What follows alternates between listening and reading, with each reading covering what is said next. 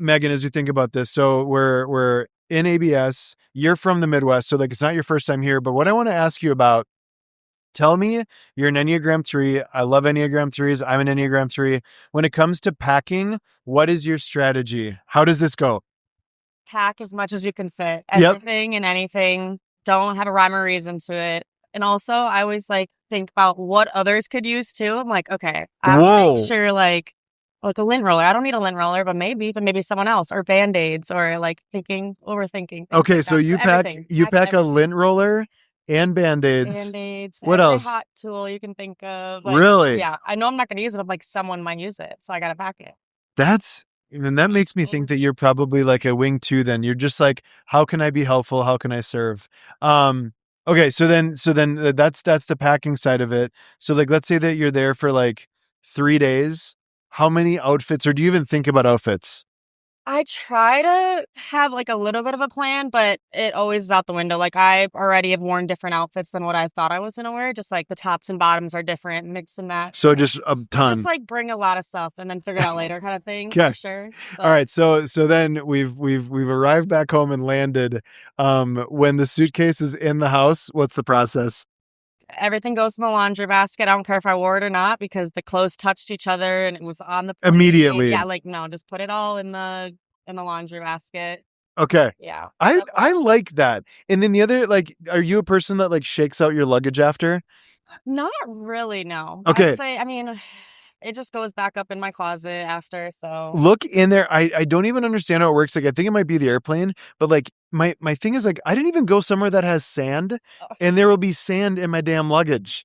You know what I'm talking about? Yeah, there's always extra something that you get picked up from a trip. Your facial expressions are awesome. All right. Well, hey, so on my side of it, when it comes to packing, Evan has really changed the way that I travel. I'm a last minute packer. I literally need you, like if you gave me 11 to 15 minutes notice, I could probably leave for 5 days. I'm so fast with it, but I'm also like capsule wardrobe kind of guy. So, all right. Well, hey, I'm super excited. So we're going to jump into the podcast. Okay. All right. So, hey, everyone, welcome back to the podcast. I'm here with Megan, and Megan is a special human. And I say special as a sincere compliment. So Megan is an artist in South Carolina and at Mercer Hair Studio. So we just launched Scale with Y'all, probably coming up on like 60 days ago, right? Yeah. So I want to ask you, Megan, like as Crystal and I and Y'all, because she brought in some of the lead team there, as we were finishing that up, how is this landing with you? I mean, at first, terrible. Like, I was so anxiety ridden. But I mean, now looking back, I'm like, I don't know why I was stressed so much. But I'm always the type, I'm like, always going to think, like, try to think ahead in case it goes bad. And Crystal's very much the type of like, wait till it gets bad. Like, it might not. Right. And I'm always like, well, what if it does? What if it does? Yeah. And no. So I have to kind of like switch my mindset on that. I mean, at first, it was definitely like, having to focus on myself, be like, I am worth this, and like switch my mindset in that. But now it's smooth. It's going well. I mean, if people have concerns, then they're just not for you. Right. But it's gone really well. How long have you been in the industry for? And you're Midwest native, moved down there, built up, your clientele and everything. So like walk us through, because I think that within the people listening, I think like having them understand like you are a powerhouse behind the chair, right? So like walk us through, give us a snapshot of like where your business was and how you got it there. Yeah. So I graduated cosmetology 2020 and I was doing my associates in my cosmetology at the same time. And then I started working and then I got my bachelor's in business. So I was doing school and my cosmetology at the same time. Yeah. So it's just a lot like morning classes after work or then going to work. So it was like from 8 a.m. to 8 p.m. every single day and weekends, everything. But the salon I worked at wasn't necessarily like, obviously my forever home, but it taught me speed. It taught me a lot of things, but it also lacked in like growth. And I knew I wanted to do something different after that. So once I graduated, I was like, I need something different for myself and just like my business and my lifestyle. So it's like, I'm going to from Minnesota and move down to South Carolina and just give it a go and just see how it goes. And I mean, it's worked out really, really well. Like, yeah, it's picking up and like obviously filtering out like the salons that I knew weren't going to be good for me because I interviewed with a ton, landed at Mercer after lots of interviews, and I've been there for 3 years now. So Y'all have a, like, even in the little bit of communication that I got to be a part of with y'all really have a amazing ability to communicate. And I know, I mean, it's so evident how much Crystal has respect for, like, you, the business that you've built, you know, being a part of the team. Because you also train people within the company, yes. right? Yeah. Yeah. So, you know, looking at all that, Megan, and I think, like, the piece I want to really go into, just so that everyone out there understands, like, what does your business look like? Like, how much color versus haircut, like, are you doing?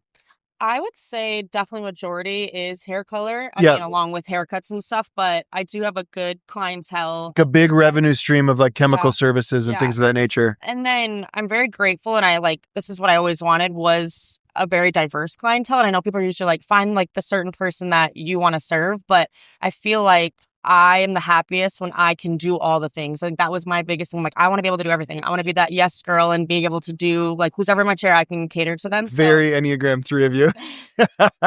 So I'm like, that's what I've really liked, and like being in the area we are, and like they're diverse, people, age groups, everything. It's very fast growing.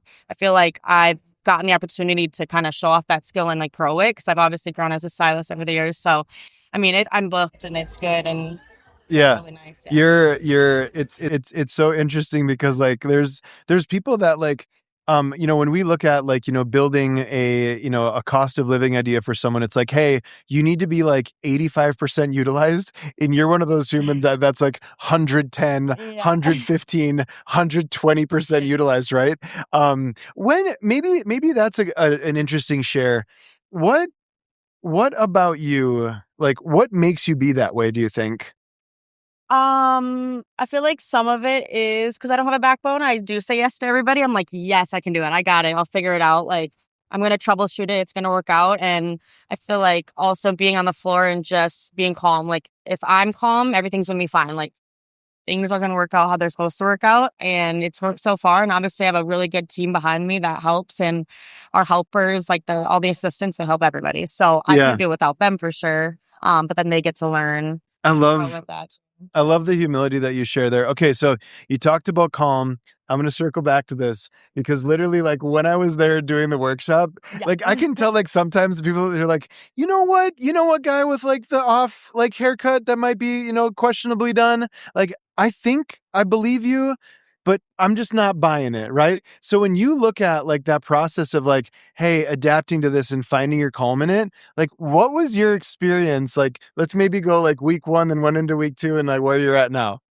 Meaning like how I felt With the throughout. price, yeah, because, like, Oh, scale, when we look at it, it's not just like a blanket statement price increase. We're really working with the salon on what were you doing before, and then also understanding, like, what is the cost to live there? What are the business's needs, right? And then secondly, also, like, what does a career path look like, right? Because what level are you in the salon? 4. Yeah, okay. So yeah, like, with all of that context, like, as you went through this and it got rolled out, let's walk through the experience there. Part of it is I'm already a level 4, and I'm at the, like, I'm only 5 years into it, and I'm working with some of the other coworkers that are many years ahead of me that are maybe not farther ahead than me. So I think that was more of like a mental battle of like, okay, am I worth this new price? Like, I'm already higher, and now I have to go even more. Yeah. I have to prove myself to these people, to these clients, to my coworkers. And I almost had like a reflection, like, am I don't know, maybe this is not good. And am I going to disappoint my clients that I've had since I've moved down here? Are they going to question me as a person? I think it was more me telling myself that. All And the I had things. to like really reflect and see, is that a me thing or is that everyone else? And it was not everyone else. It was a me thing. Yeah.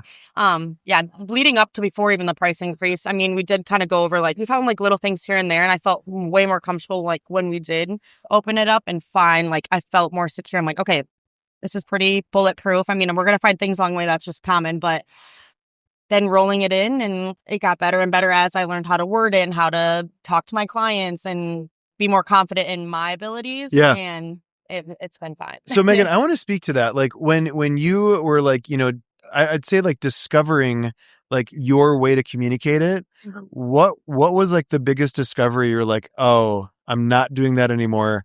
and I'm doing this now every time. Yeah, I feel like at first, I mean, I was really grateful that Crystal kind of gave us that open floor to at least for a very, very regular. It's like I did not feel bad about the clients that booked online and saw the price. Yeah. Obviously, like they knew it. But clients that I've had since I was level 1 and they've stuck with me, I'm level 4 and I've jumped so fast in the salon that they've gone through 5, 6 increases Yep. and been with me. And I'm like, okay, like I don't want to blindside them. So I was able to say, hey, like this time, but next time. And they all were super receptive of it. They weren't upset with me. They were grateful I told them. But then I had other clients where I'm like, this is the price. This is what it is. You've seen me one other time. They don't know. It's a different service than what they got in the past. And they were, yep, awesome. Yeah. Like no one cared. Did you find, so like I always think it's really interesting, like, you know, when you think about like the energy that like you give off, did you find that like once you started to build confidence in it, like the anxiety just like you're like, oh, like not everyone's gonna leave, and like all these like fear setting stories in the head? Yeah. So like as it was going away, what was that experience like? I think it was more just like I stressed myself out for no reason type of thing. Sure. And then if there was people that were leaving, I had such an influx of like new clients that were looking for that higher level of stylists because we have so many people moving into the area. So they came from other areas of the United States and are like, I'm just looking for someone that can do good hair. I don't want to test drive all these other stylists. Like I want someone good. And I had these new clients filling those spots that maybe I had a few Brilliant. leave, which was really nice. So brilliant. So in this is like on the spot. We did like a little bit of prep. I'm a 3, so I know that like just like you don't tell me like all the stops, just what content are we going to? For you, I know that you're a very, very financially aware human. What when you look at this and maybe for like someone that is like either looking like, I don't know what to do with my pricing, but I know I need to raise it. Speaking of like the actual impact it has, because like it's for your lifestyle, right? Yeah. What are you seeing?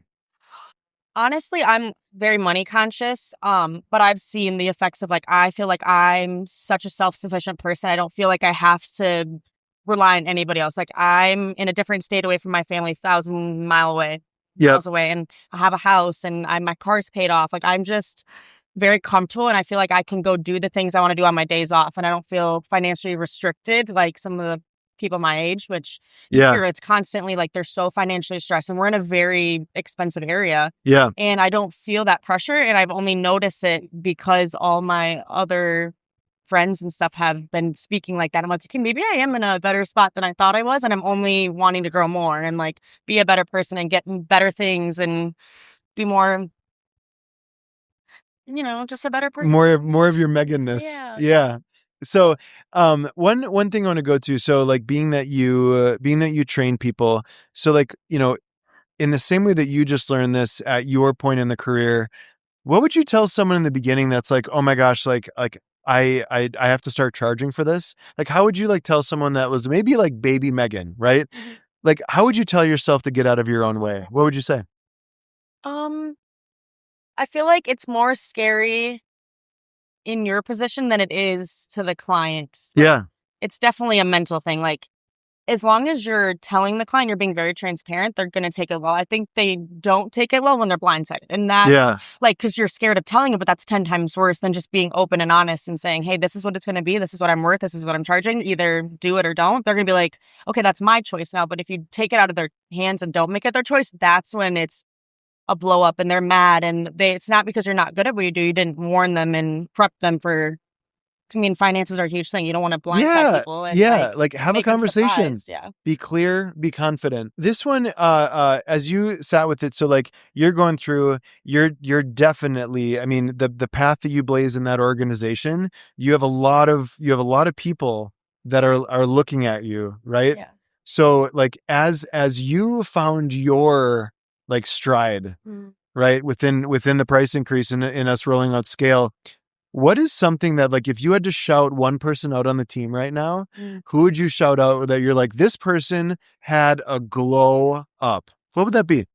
I can't say one specific name. It's crazy like joining the salon and seeing even like a lot of the stylists are still there that joined. We obviously are a way bigger team, but I was just talking about a bunch of them the other day, like even just growing as like a stylist, like nothing to do with our price increase necessarily, but like their skill level, their confidence, like our salon is just glowing. We're growing. Everyone is very positive and it's nice to see. I don't feel like there's per se like a person that's not doing it even. Like I feel Sure. like everyone's kind of like boosting each other. Like everyone wants to be like each other because, okay, they're doing good. I want to be like that. And Yeah. it's kind of like a continuous growth with everyone and not just, oh, this one person and we're all envious of them. So Okay. it's really nice. You've there's a saying that like a rising tide floats all boats, right? Definitely. And I feel like that's what you're saying there. Yeah. Oh, cool. for sure. Well, hey, so first out, I know, we're at ABS. You had a stacked day. Oh, yeah. And like, you're like, all right, like I'll come down and sit down with you. So first out,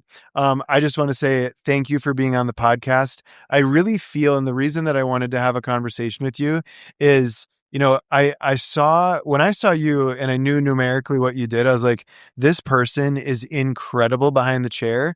And like the fear that you had in the moment of it was real. Like it could have been a potential reality. And knowing, how analytical and like the questions that you brought in, I was like some people I think get broken down. I was like, no, like I want you to know like every question that you asked helped us. Because if you were wondering it, someone else on the team probably was as well. So I want to say thank you for that part of it. Thank you for being on the podcast. And I'm just incredibly like seeing the power that y'all have going on in your organization. That's the power of team. And those are the things that like for someone that's like, baby hair stylist. Now, if you're in the Charleston area, or as they say down there, Charleston, yeah, I know it's like cringy for me to even try to say it, but like if you're in that area, Mercer Hair Studio, brilliant team. But I think though that the counsel that you gave about like letting go of the scarcity that you're putting into your mind, I literally was so funny because like when I asked you about it, the smile that you got on your face was like damn it. Yeah. They all said it was and then and that's you what it guys was. all warned me. Yeah, you crushed it though. So thank you for being on the podcast. Hope you enjoy the rest of the time here at ABS. Hey, so on your side of it, if this is something like if you're going through a price increase, you're looking at, hey, I'm not really sure what we need to do within our organization. We are here to serve. So send us a DM. Hope you had a great day. And thank you for listening to the Refine Network podcast.